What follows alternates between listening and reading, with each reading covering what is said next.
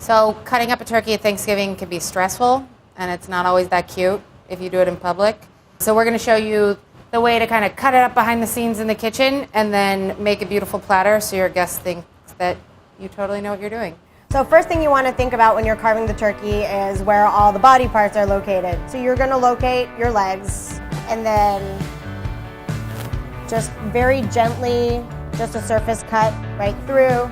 Once you've got it open, you're going to take your other hand and just kind of crack it open. Oh, yeah. You can use your knife just to get a little extra help, but you're going to follow right where like kind of the tail meets the thigh, like the bottom of the thigh, right?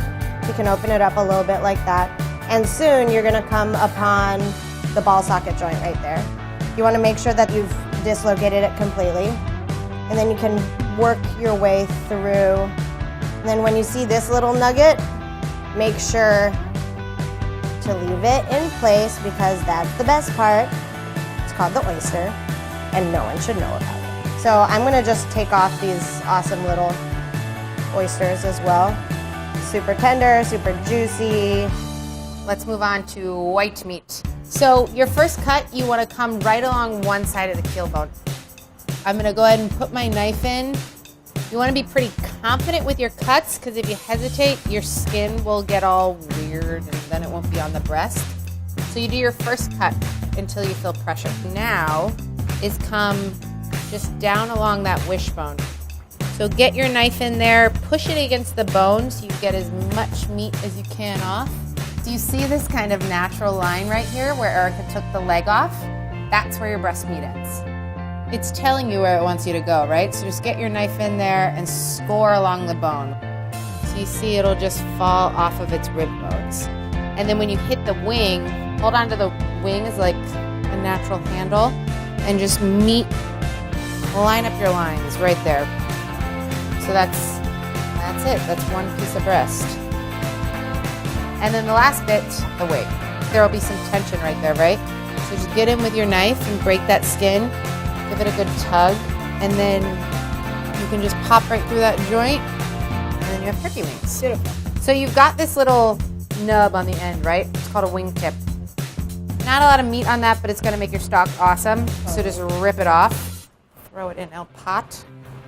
So to cut these guys, since they're already perfectly cooked, you just really want to cut through that skin down until you feel the resistance of the bone, right? You're starting to separate it and then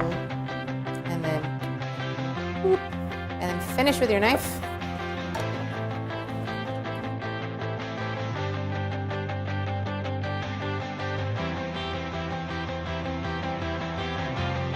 if you take a look at the breast, like the meaty part of it, you're going to notice lines kind of running through it. So that's called the grain, and you want to cut against it, so you're going to break that up instead of cutting it with it. So with this guy, you just want to cut it into like manageable slices, right? Like things people want to put on their plate, keep a little skin on every piece so everybody gets a part of the goodness.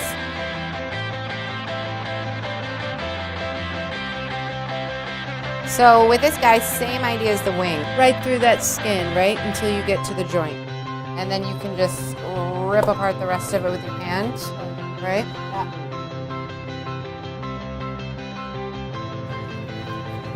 So same idea, right? Just tracing around the bone. And you can see here, right, like it was so well cooked that you can see exactly where that thigh bone is. Same idea, same like manageable slices.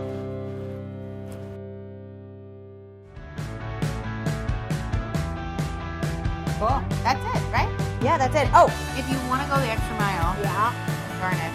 Like honestly, if you just have herbs lying around from like, oh, I made my stuffing, but I bought 2 packs instead of 1. Like just tie that together.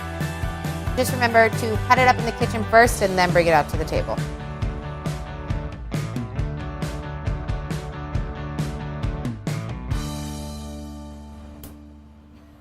My left hand won.